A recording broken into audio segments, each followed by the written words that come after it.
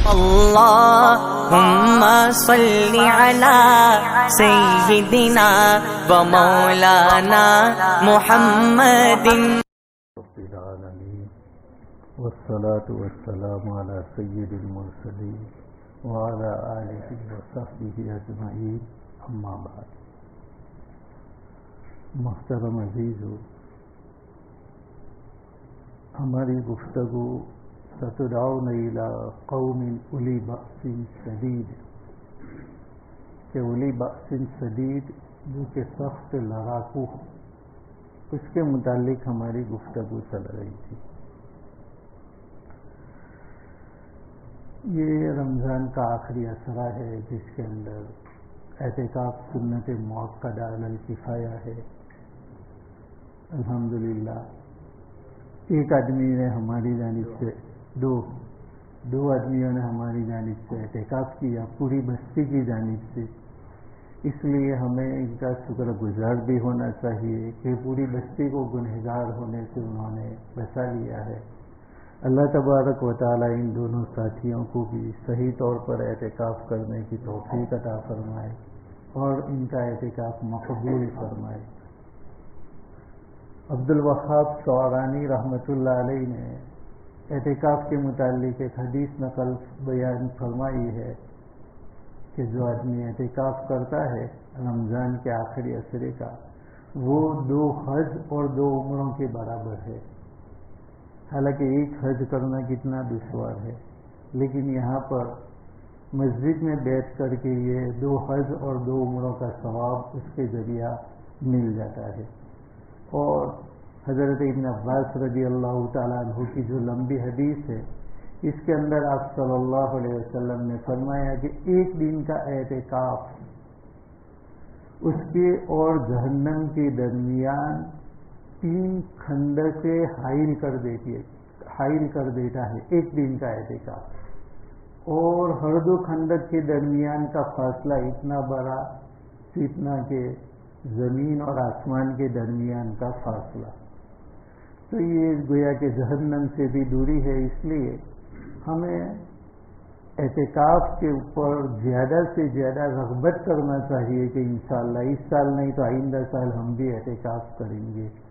اعتکاف کرنے والا گویا کہ اللہ کے گھر کا مہمان ہے، اور کوئی میزبان کریم ہوتا ہے تو مہمان کے آنے سے بڑا خوش ہوتا ہے اور اس کو ناراض نہیں ہونے دیتا، اور جتنا ہو سکے اتنا وہ اس کو راضی کرنے کی کوشش کرتا ہے. تو معتکف بھی اللہ تبارک و تعالیٰ کے مہمان ہے. اللہ تبارک و تعالیٰ ان کو ضرور خوش کرے گا. آپ صلی اللہ علیہ وسلم نے فرمایا المعتکف یعتکف الذنوب، کہ معتکف گناہوں سے بچتا ہے. باہر کوئی بھی گناہ کر لیتا ہے، کم سے کم اس کی نظر بھی غلط چلی جاتی ہے، لیکن یہ مسجد کے اندر کوئی گناہ نہیں کرتا، تمام گناہوں سے بچا رہتا ہے. اور آپ صلی اللہ علیہ وسلم نے فرمایا اس کے لیے نیکیاں اسی طرح جاری رہتی ہے کعامل الحسنات، جیسے کہ نیکیوں کو کرنے والا. یعنی اعتکاف میں بیٹھنے والا بہت ساری نیکیوں سے محروم رہ جاتا ہے، لیکن پھر بھی فرمایا کہ اس کو کرنے والے کی طرح ثواب ملتا ہے. اعتکاف کرنے والا وہ کسی بیمار کی بیمار پرسی نہیں کر سکتا، میت کے جنازے کے اندر بھی نہیں جا سکتا، مہمان کی خبر گیری کرنے کے لیے بھی گھر نہیں جا سکتا. ایسی نیکیوں سے وہ محروم رہ جاتا ہے. لیکن آپ صلی اللہ علیہ وسلم نے فرمایا کہ اس کو کرنے والے ہی کی طرح ثواب ہے. وہ بھلے بیمار پرسی کے لیے نہیں جاتا، لیکن اس کو بیمار پرسی سے بھی زیادہ اجر و ثواب ملے گا. وہ اپنے عزیز و قریب کے جنازے میں بھی نہیں جا سکتا، لیکن اس کا اجر و ثواب اس سے بھی بڑھ کر کے ہے. اس لیے اعتکاف کی دل سے رغبت رکھنا چاہیے. بھلے اس سال ہمیں موقع نہیں ملا تو کم سے کم اللہ سے دعا تو کرے کہ یا اللہ تو ہمیں بھی توفیق دے. ہمارا دل تو نہیں چاہ رہا ہے مسجد کے ماحول میں رہنے کا، لیکن یا اللہ ہمارے قلوب تیرے ہاتھ کے اندر ہے. بس ہم نے تو دعا کر لی، قیامت کے دن تو ہماری پکڑ مت کرنا. تو انشاءاللہ قیامت کے دن ہماری کوئی پکڑ نہیں ہوگی. اس لیے اللہ تبارک و تعالیٰ سے کم اتنی دعا کرنی چاہیے. دوسری ایک بات، اپنی نمازوں کو درست بنائے. ہم لوگ نماز کے اندر ہوتے ہیں لیکن نماز کے اندر ہماری توجہ نہیں ہوتی. اس لیے جو لوگ قرآن کا ترجمہ پڑھتے ہیں وہ تو اس طرح توجہ دے کہ قرآن کیا کہنا چاہتا ہے تو نماز میں توجہ ہو جائے گی. اور جو لوگ قرآن کا ترجمہ نہیں جانتے وہ اگلے لفظ کی طرف دھیان دے. ایسا نہیں کہ کمپیوٹر کی طرح ہماری زبان سے نکل رہا ہے الحمدللہ رب العالمین الرحمن الرحیم، کمپیوٹر کی طرح رکوع بھی ہو رہا ہے، سجدہ بھی ہو رہا ہے. کتنی رکعت ہوئی سلام پھیرنے کے بعد کوئی پوچھے، کسی کو معلوم نہیں. حالانکہ ابھی نماز پڑھی. ایک آدمی نے فقط بتلایا کہ 3 رکعت، 4 رکعت پوری نہیں ہوئی. امام صاحب نے کہا ماشاء اللہ اس آدمی کی توجہ ہے نماز کے اندر. اس نے کہا ایسی بات نہیں، میں روزانہ نماز میں اپنی 4 دکانوں کا حساب کر لیتا ہوں، ہر رکعت میں 1 دکان کا حساب ہوتا ہے، اور آج میری 3 ہی دکانوں کا حساب ہوا، اس سے مجھے اندازہ ہوا. تو دیکھو توجہ دینے والے کی بھی یہ حالت ہے کہ دکان کے حساب سے اس نے رکعتوں کا حساب لگایا. تو ہم اپنی نمازوں میں توجہ اس طریقے سے دیں کہ بھئی الحمدللہ پڑھ رہے ہیں تو ہماری توجہ ہونی چاہیے کہ آگے رب العالمین ہے اور اس کو دھیان سے پڑھے کہ اب یہ آنے والا ہے. اور رب العالمین پڑھے تو اب توجہ دے کہ اس کے بعد الرحمن آنے والا ہے، اور الرحمن پڑھے تو الرحیم آنے والا ہے. اس طریقے سے ہم اپنی نماز پڑھیں. پھر امام کے پیچھے نماز پڑھنے کے اندر بعض خطائیں ہم سے ہو جاتی ہے، جس سے بسا اوقات ہماری نماز ہی نہیں ہوتی. امام ابھی تو اللہ ابھی تو اکبر اس نے نہیں کیا، اللہ اکبر ہے اور یہ اللہ اکبر گویا امام سے آگے بڑھ گیا، اس کی نماز شروع ہی نہیں ہوئی. شروع کرنا ہی صحیح نہیں. اس لیے امام اللہ اکبر پورا کرے، اس کے بعد ہم اللہ اکبر کہیں. اور اگر ساتھ ساتھ بھی پڑھنا ہے تو ساتھ ساتھ پڑھے، لیکن امام اللہ تو ہاں پڑھایا تو ہم ابھی لاپر ہونے چاہیے. زیادہ سے زیادہ ساتھ بھی ہو گئے تو بھی چلے گا، لیکن ایک لفظ بھی آگے بڑھ گئے، وہ ہو پڑھے اللہ کے ہو، اور تم اکبر کے حمزہ پر چلے گئے تو نماز ہی صحیح نہیں ہوتی، کیونکہ امام کے آگے چلے گئے. امام کا معنی ہے آگے رہنے والا، اور مقتدی کا معنی ہے اس کی پیروی کرنے والا. تو پیروی کرنے والا ہمیشہ پیچھے رہتا ہے، نقش قدم کی پیروی. تو آگے جس نے قدم رکھا اور ہم اس کی پیروی کر رہے ہیں تو وہ قدم اٹھائے تو اس کے قدم پر قدم. اسی طریقے سے امام جب پڑھتا ہے اللہ تو اس کے بعد اکبر کا انتظار کرے اور یہ اکبر پڑھے تو ہم اللہ، تاکہ امام سے آگے نہ بڑھ جائے. زیادہ سے زیادہ امام کے ساتھ ہو جائے تو بھی حرج نہیں، لیکن ساتھ ہونے میں خطرہ ہے کہ آگے بڑھ جائے گا، اس لیے امام کے پیچھے رہے. اور ہمارے اوپر امام کے پیچھے ہر وہ چیز ضروری ہے جو ہم تنہا نماز پڑھتے ہیں. تکبیر تحریمہ فرض ہے اللہ اکبر کہنا. بعض لوگ نہیں کہتے کہ بھئی امام کے پیچھے نہیں، امام کے پیچھے ایک ہی چیز معاف ہے اور وہ ہے قرات. اور قرات بھی اس لیے کہ تمہیں اس کو سننا ہے، اور اگر امام آہستہ سے پڑھے تو خاموش رہنا ہے، کچھ بھی نہ پڑھے امام کے پیچھے. نہ پہلی 2 رکعت میں جہاں تم قرات کو سن رہے ہو، نہ دوسری 2 رکعت میں ہم کچھ بھی نہ پڑھے. اسی طریقے سے ظہر عصر جو سری نمازیں ہیں اس میں بھی قرات کی جگہ پر ہم کچھ نہیں پڑھیں گے، اور سب کچھ پڑھنا ہے اللہ اکبر یہ کہنا جیسے باہر فرض تھا ابھی بھی فرض ہے. ہاں یہاں ایک چیز بڑھ گئی کہ امام کے آگے نہ بڑھے. اسی طریقے سے دیگر جو تکبیرات ہیں، سمیع اللہ لمن حمیدہ، اللہ اکبر، رکوع میں جانے کے لیے اللہ اکبر، سجدے میں جانے کے لیے، اٹھنے کے لیے، دوسرے سجدے کے لیے، یہ تمام تکبیرات تنہا پڑھے تو بھی سنت اور امام کے پیچھے بھی سنت. اور تسبیحات یہ تنہا بھی سنت اور امام کے پیچھے بھی سنت، اور تکبیر تحریمہ تنہا بھی فرض اور امام کے پیچھے بھی فرض، اور السلام علیکم ورحمۃ اللہ جو ہم کہتے ہیں تنہا پڑھے تو بھی واجب اور امام کے پیچھے بھی واجب۔ فقط امام کی قرات سے ہماری قرات ہو جائے گی، لیکن امام کی تکبیر سے ہماری تکبیر نہیں، ہم پر الگ تکبیر کہنا واجب ہے، فرض ہے۔ اور السلام علیکم تو فقط سلام ہم پھیر دے، اس طریقے سے دونوں جانب نہیں بولنا پڑے گا۔ السلام علیکم ورحمۃ اللہ، اس کو بولنا واجب ہے۔ یہ تو ہمارے ایک بھائی کے ساتھ بات چیت ہوئی، حالانکہ بڑے سمجھدار تھے، لیکن وہ کہہ رہے تھے کہ امام کے پیچھے کہاں بولنا ہے السلام علیکم، امام کے پیچھے بھی تو بولنا ہے۔ کہ تم امام کے پیچھے تکبیرات نہیں کہتے، کہتے ہیں کہ اتحیات نہیں پڑھتے، پڑھتے ہیں، تسبیحات نہیں پڑھتے، پڑھتے ہیں، تو پھر سلام میں کیا رہ جاتا ہے؟ تو اس نے کہا وہ قرات نہیں کرتے، تو قرات میں تو باقاعدہ ہمارے نبی کریم صلی اللہ علیہ وسلم کی حدیث ہے کہ من کان لہ امام فقراءۃ الامام لہ قراءۃ، کہ جو آدمی امام کے پیچھے نماز پڑھے تو امام کی قراءت اس کی قراءت ہے۔ تو یہ فقط قراءت کے بارے میں ہے، قراءت کے علاوہ ثنا بھی تمہیں پڑھنا ہے، ہاں قراءت نہیں پڑھنا ہے۔ اور اعوذ باللہ بسم اللہ یہ چونکہ قراءت کے لیے ہیں، اس لیے اعوذ باللہ بھی نہیں پڑھیں گے، بسم اللہ بھی نہیں پڑھیں گے، کیونکہ ہمیں قراءت نہیں پڑھنا ہے، اسے سننا ہے فقط۔ امام زور سے پڑھے تو سنو، اور اگر امام آہستہ سے پڑھ رہا ہے جیسے ظہر اثر میں یا بعد والی 2 رکعتوں میں، تو ہمیں فقط خاموش کھڑا رہنا ہے۔ تو فقط قراءت ہی نہیں کرنا ہے، اس کے علاوہ ہر ایک کو کرنا ہے۔ اور تکبیر تحریمہ امام سے آگے بڑھ گیا تو اس کی نماز ہی نہیں ہوئی۔ اور السلام علیکم یہ زبان سے بولنا ہے، اگر نہیں بولا تو اس کی نماز واجب الاعادہ ہے، پھر سے پڑھنا واجب ہے، کیونکہ اس نے واجب کو ادا نہیں کیا، فرض تو نہیں ہے۔ تکبیر تحریمہ تو فرض ہے، تو تکبیر تحریمہ نہیں کہی یا امام کے آگے کہی تب تو نماز ہی نہیں ہوئی، اور تکبیر برابر کہی۔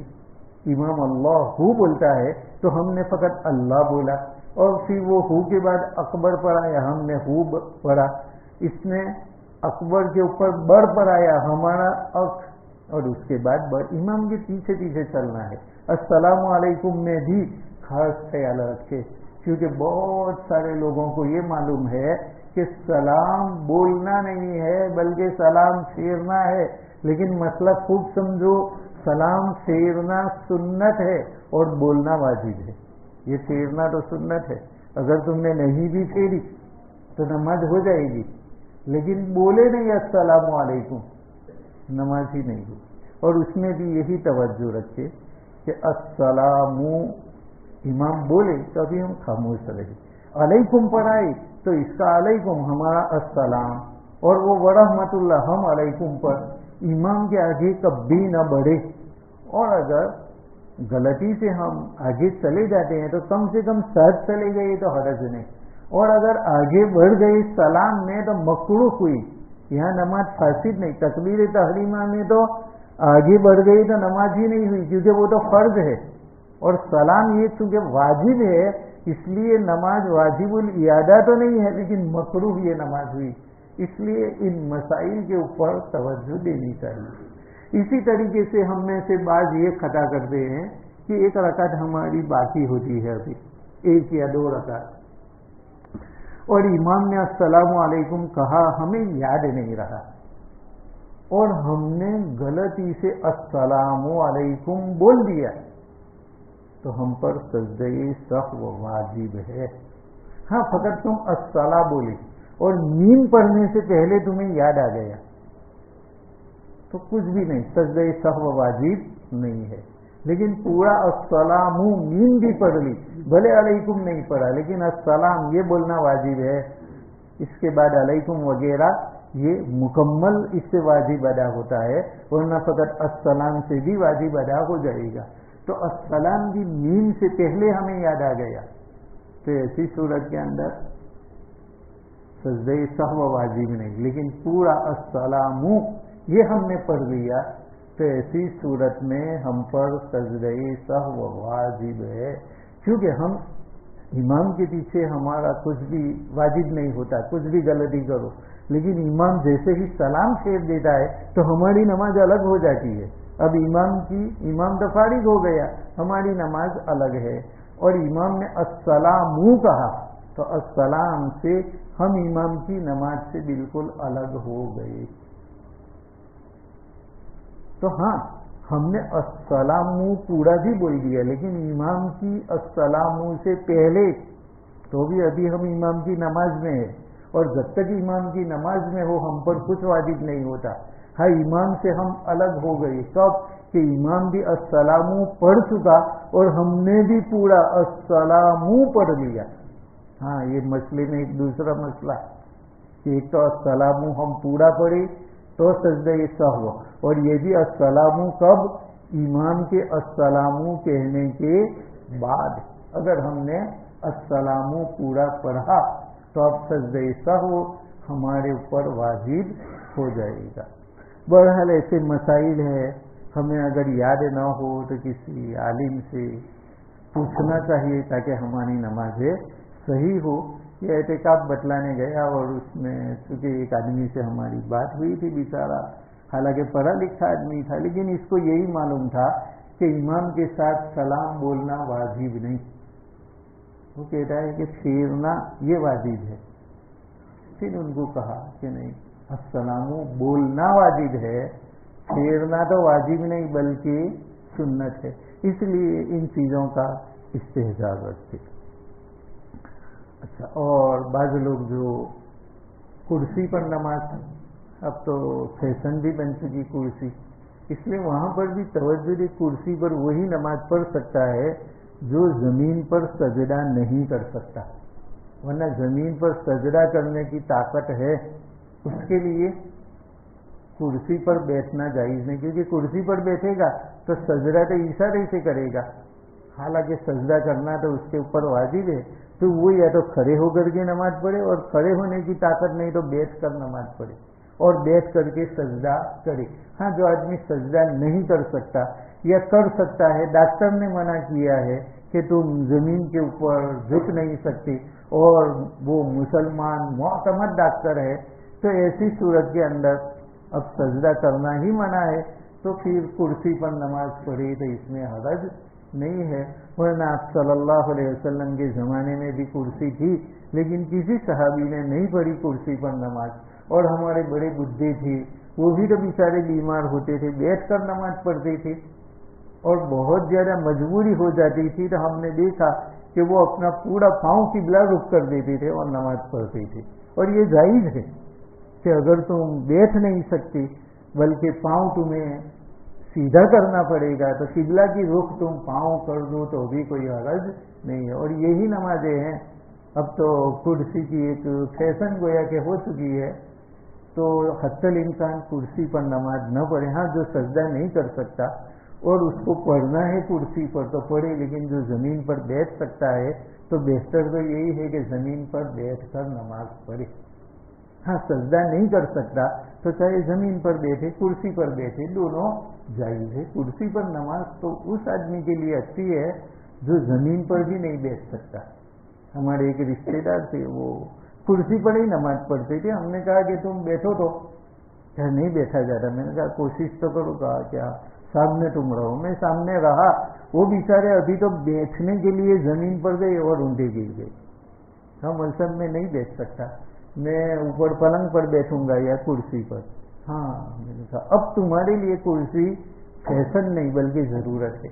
ایسے لوگوں کے لیے کرسی ہے یا گھر کے اندر ہے تو اپنی چارپائی وغیرہ پر نماز پڑھ سکتے ہیں. بہرحال اللہ تبارک و تعالی ہمیں نماز کے مسائل کو اچھی طریقے سے سمجھنے کی توفیق عطا فرمائے اور اس کے اوپر عمل کرنے کی توفیق عطا فرمائے. اب ہمارا کل چل رہا تھا اولی بأس شدید، اور اس کے اندر حضرت زرار ابن ازور کو کس طریقے سے خالد ابن ولید چھڑا لیتے ہیں، اور خولہ بنت ازور جو ان کی بہن ہے ان کا بھی اس میں اچھا رول تھا. اس کے بعد وہ 5 آدمی باقی رہ گئے تھے تو باہان جو کہ ان کا بڑا وزیر تھا، اس نے جبلہ جو 7,000 کو مقابلے پر لے کر کے آیا تھا، تو یہ جبلہ نے کہا تھا، اسی کے ساتھ یہ لڑائی ہوئی تھی، مسلمان 60 اور وہ 60,000. اسی جبلہ ابن احم کو باہان نے پوچھا کہ یہ 5 آدمی کون ہے؟ تو جبلہ ابن احم نے کہا کہ یہ ان 60 آدمیوں میں سے ہیں جن 60 آدمیوں نے ہمارے 60,000 کا مقابلہ کیا، یہ ان میں سے ہیں. تو باہان غصے میں آ گیا اور اس نے کہا کہ ان کو تو قتل کر دینا چاہیے.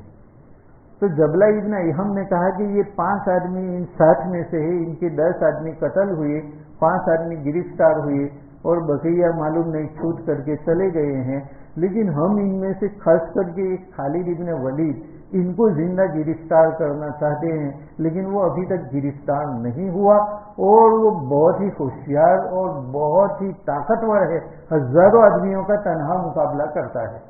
اور اسی نے یہ کہا تھا کہ 60 کو 60,000 سے لڑاؤ، اور اس نے ہماری کھٹیا اس کے اندر بھی کھڑی کر دی اور ہم کو ہرا دیا. باہان نے کہا کہ ایسے آدمی کو تو کوئی سازش کر کے پکڑنا چاہیے، ابھی ان 5 آدمیوں کو رہنے دو تاکہ اس کے ذریعے ہم دانا ڈال کر کے خالد کو بلائیں. اور عرب کے ایک آدمی کو تیار کیا جو عربی میں بہت زیادہ ماہر تھا کہ کسی طریقے سے خالد ابن ولید کو تو تیار کر کے لا کہ تجھے ان 5 آدمیوں کو چھڑا کر کے لانا ہے، تو ان 5 آدمیوں کی لالچ میں وہ آئے گا تو ہم اسے قتل کر دیں گے. تو یہ عربی میں جو بہت زیادہ ماہر تھا وہ پوچھتا خالد ابن ولید تک پہنچتا ہے اور ان کو کہتا ہے کہ دیکھو وہ 5 آدمیوں کو چھڑانے کے لیے باہان نے تم کو طلب کیا ہے.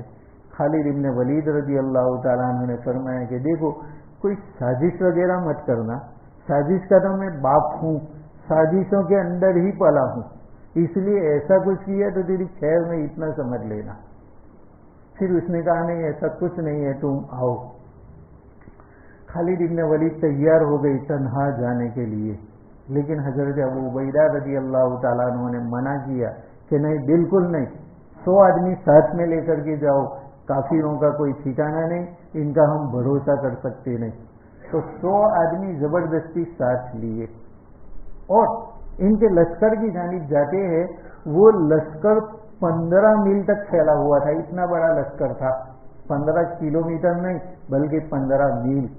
خالد ابن ولید اس لشکر کے سامنے آتے ہیں اور جبلہ ابن احم کی وہیں پر ملاقات ہوتی ہے اور جبلہ ابن احم سے بات ہوئی، کہا کہ ہم ان 5 آدمیوں سے بات کرنے کے لیے آئے ہیں.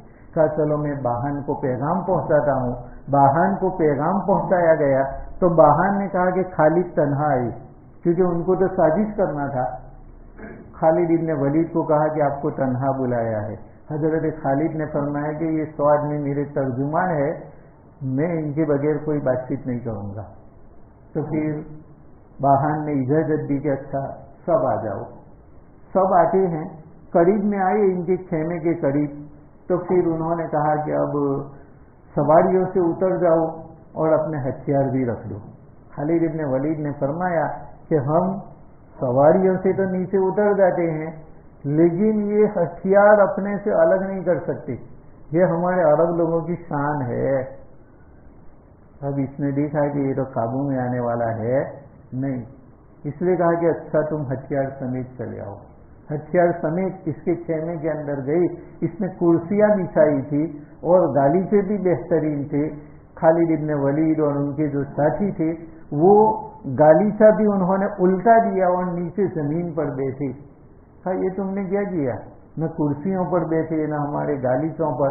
کہا اللہ کا جو گالیچہ بچھایا ہوا ہے یہ سب گالیچوں سے افضل بھی ہے اور وہ پاک بھی ہے، اس لیے ہم اس کے اوپر بیٹھتے ہیں. پھر اس نے بات چیت شروع کی کہ عیسیٰ علیہ السلام افضل ہے. خالد ابن ولید نے فرمایا ایک ہی بات ہے، محمد الرسول اللہ صلی اللہ علیہ وسلم سب سے افضل ہے، جو بات کرنا ہے وہ شروع کر، ورنہ اسی میں ہمارا وقت ضائع ہو جائے گا.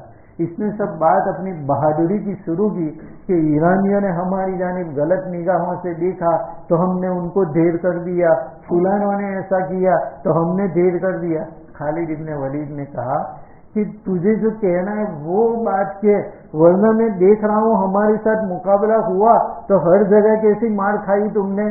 تمہارے ملک کے اندر آ کر کے ہم 30,000 نے تم کو پریشان کر دیا ہے.